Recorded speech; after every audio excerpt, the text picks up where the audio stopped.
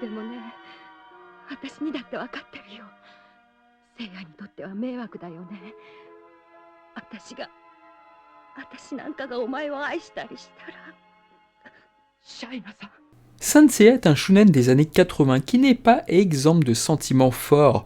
Les protagonistes ont été tout au long de la saga entourés par des personnages avec lesquels des sentiments profonds se sont parfois développés.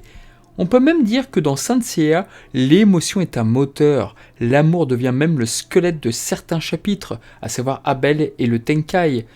Les diverses relations affectives que connaissent les 5 protagonistes participent à la profondeur et au développement de chacun de ces personnages. Nous allons tenter de parler de l'amour dans Saint Seiya via cette chronique.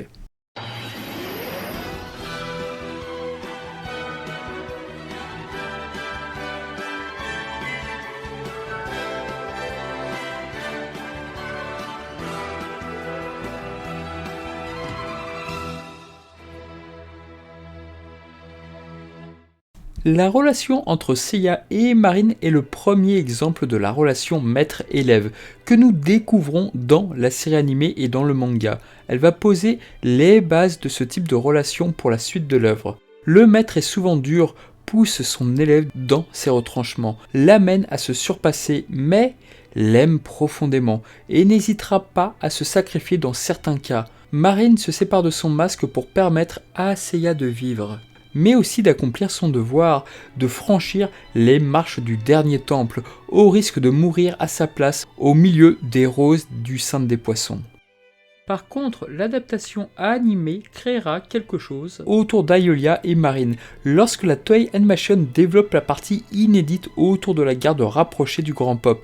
Oui, Ayolia est là pour soulager Marine, et bien plus tard, après qu'elle ait vaincu Astérion, puis fui le sanctuaire, Ayolia a des pensées pour elle, et un des meilleurs flashbacks de la série pour moi fait chaud au cœur, voyant Ayolia défendre Seiya et Marine, de par leurs origines japonaises. Les mots sont tellement bien choisis. Mate, Seiya. アイオリアさん。誰がそんなことを言ったか知らないが、セイントに生まれや育ちは関係ない。要は自分の腕とコスモ次第。 Dans le manga, vous doutez que tout cela n'existe pas autour de ces deux personnages. Cela, c'est juste basé sur le fait que dans le tome 1, Ayolia est présent aux côtés de Marine quand celui-ci gagne sa clause de bronze. Leur lien ne sera plus développé dans l'anime et le staff de Soul of Gold créera même une nouvelle relation sentimentale potentielle pour Ayolia dans le personnage de Lifia, qui semble ému par celui-ci. Shaina apparaît presque simultanément avec Marine, et il est original d'insérer une antagoniste plus forte que le héros, et ce malgré ses nouveaux pouvoirs.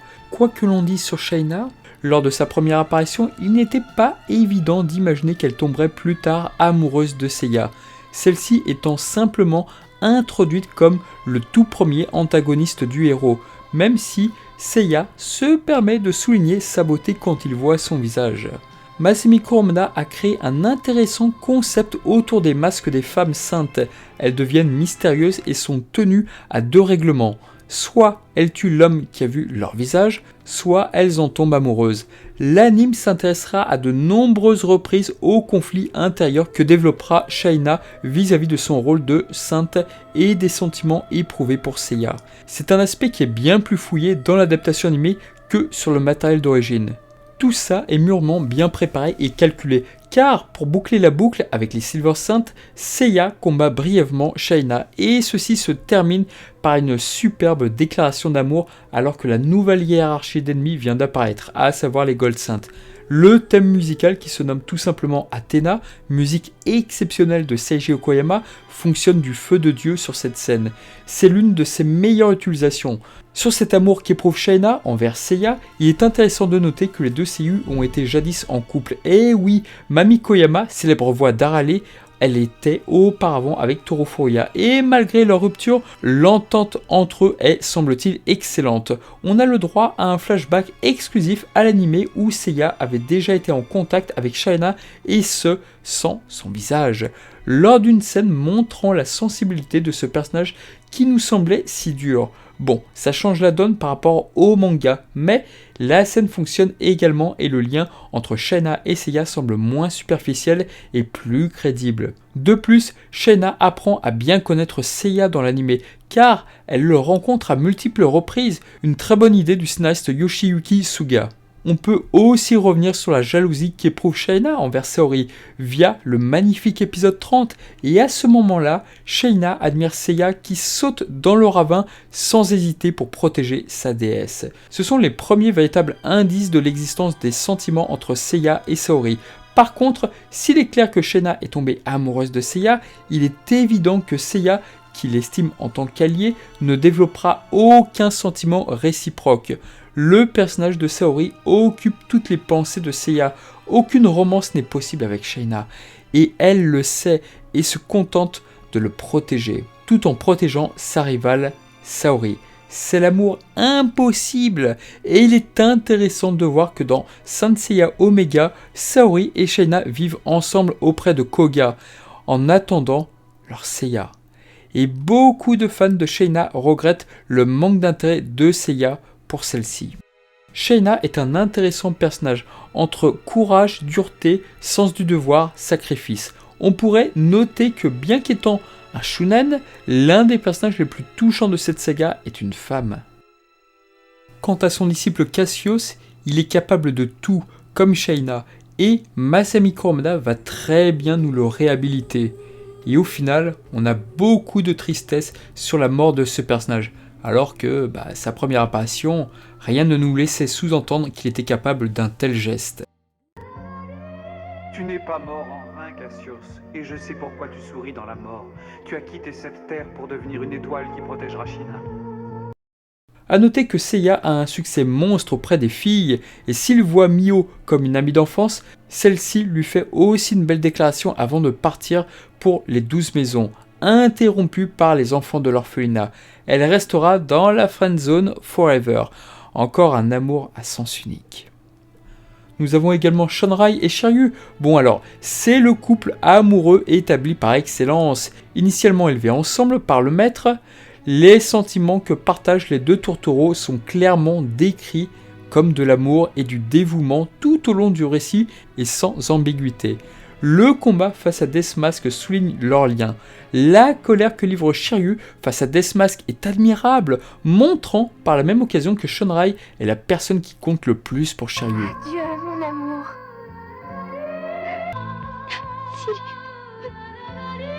La VF s'est amusée à rajouter des « Mon amour, je t'aime » qui n'existent aucunement en VO.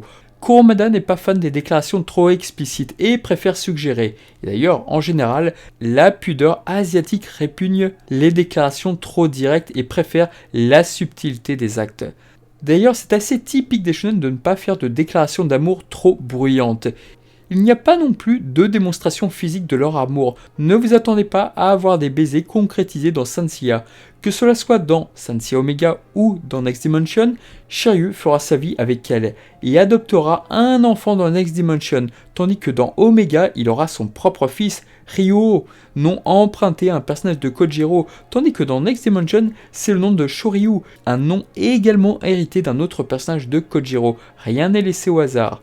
Dans le tome 11 de Next Dimension, Shiryu y voit un futur potentiel où il vit une vie de famille et non de guerrier. Il y meurt vieux, entouré d'une grande famille créée avec Shunrai. Il a clairement la vie sentimentale la plus épanouie et équilibrée. On peut constater que Shiryu a un schéma très traditionnel de vie où la femme reste à la maison et fait de la bonne bouffe pendant que l'homme part à la guerre régulièrement en laissant la pauvre femme en larmes. Shiryu aspire à un amour passionnel et constructif. Et l'un des autres rares couples au fond à être fort mais sous un développement très différent, c'est celui d'Orphée et Eurydice, où les deux personnages semblent totalement épanouis. Et à l'instar d'Athéna dans Next Dimension, oui, Orphée est capable de tout par amour, y compris de pactiser avec Hadès. Du côté de Yoga, et surtout dans le manga, il est parasité par son complexe d'Oedipe, et l'amour pour celle-ci l'empêche de s'ouvrir aux autres. Il aime aveuglément sa mère. L'adaptation animée tentera plusieurs fois de lui adjoindre une copine. par Eri Aizawa dans le premier film, hélas, elle héritera de l'esprit d'Eris, la déesse de la discorde. Bon, le film semblait bien se finir, mais comme vous vous en doutez, film anime faire oblige, on ne reverra plus jamais Eri Aizawa dans l'intrigue. La relation de Yoga vis-à-vis de sa mère peut être aussi perçue comme ce que peut impliquer l'amour profond quand il est perdu. La problématique du deuil. En cela, cette relation est aussi poétique qu'elle provoque l'affect chez le spectateur. Toute personne est confrontée au deuil à un moment de sa vie et la capacité à se remettre de la douleur d'une telle expérience est aussi ce que Masami Kurumada a exprimé à travers le personnage de Yoga. L'allégorie du rebond face au deuil est particulièrement à l'aide du Gold Saint du Verseau. Pour que son élève devienne plus fort, il doit vaincre le deuil, qui constitue pour le personnage du Saint du Signe l'ennemi le plus redoutable. Parler de Camus est aussi intéressant dans cette vidéo, celui-ci n'hésitant pas à tuer son élève pour lui éviter des souffrances inutiles, préférant lui faire honneur en le figeant pour l'éternité dans un cercueil inviolable. Le tuer pour éviter à l'être aimé de souffrir est une preuve d'amour particulièrement forte et choquante, mais pas unique dans le monde de l'anime et du cinéma. Spartacus tue Antoninus dans le film de Kubrick, lui évitant ainsi une longue agonie via la crucifixion. Dans le manga, via le Cygnus Story, on pouvait s'attendre à du nouveau. Dans le manga, il ne sera jamais dit et insinué que Yoga retournera au Bluegrad après la révolte d'Alexer. Natasha sera sauvée par le Saint du Cygne, mais cela s'arrête là. Dans l'arc Asgard, le rapprochement entre Freya et Yoga pourrait être classique et faire un bête clin d'œil au manga, mais il y avait une intention plus précise dans tout ça. Et oui, Hagen, celui-ci sera fou de jalousie. Allons quoi, Freya, son amie d'enfance, révolterait contre sa sœur pour un bel inconnu. Sa jalousie, sa haine qu'il vouera à Yoga sera la clé d'une triste conclusion. On est face à un amour de type relation triangulaire, un peu comme Shena et Saori autour de Seiya dans l'épisode 30, des situations fréquentes dans tous les shoujo.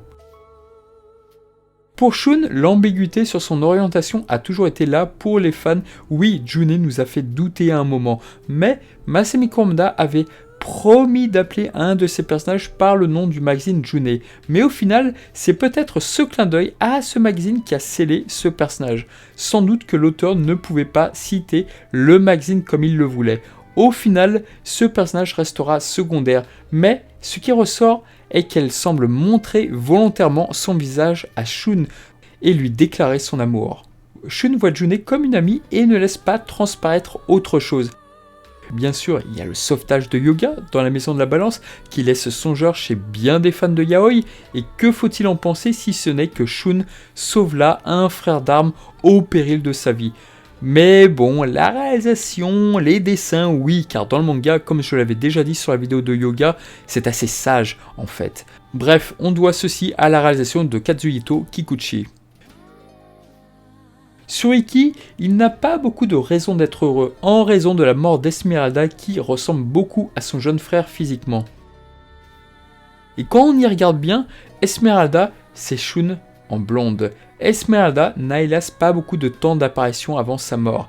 L'obsession de Iki à sauver Shun est évidente, car c'est son petit frère bien-aimé, mais aussi sa façon de réparer le fait qu'il n'a jamais pu sauver son amour qui était partagé. Esmeralda qui ressemble comme deux gouttes d'eau à Shun. À chaque fois qu'il sauve Shun, il espère se rattraper par rapport au fait qu'il n'a pas pu sauver Esmeralda. Mais par l'intermédiaire de Kaza, on notera que sa plus grande faiblesse est bel et bien Esmeralda.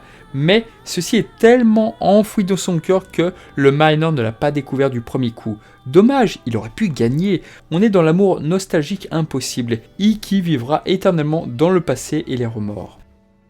Alors que les OAV de Junikyu nous suggèrent que Rhadamant était pris de Pandore, fait repris par Los Canvas, cela semble à sens unique, car Pandore quant à elle sera sensible à Iki, quand celui-ci se confrontera à elle et à Hadès, et sera dans l'incapacité de sacrifier son frère au lieu de l'humanité.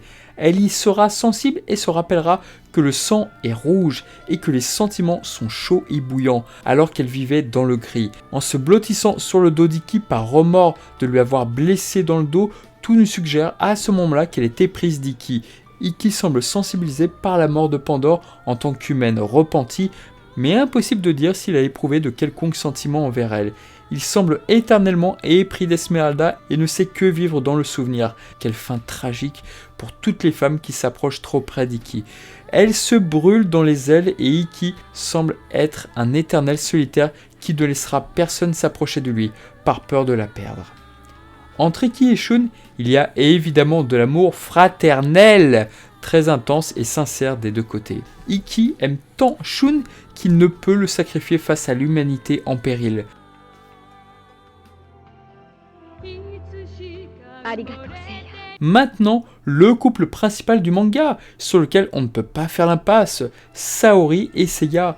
Et le 5e film l'avait bien compris, et ce, à sa sortie. Et oui, le film est sorti le jour de la Saint-Valentin, comme cette vidéo d'ailleurs. Dans l'anime, les débuts sont très tendus entre les personnages, puis Saori, après avoir écouté l'âme de son grand-père, rend visite à Seiya chez lui, au Yacht-House. Et celle-ci devient rouge quand Seiya ouvre la porte torse nu.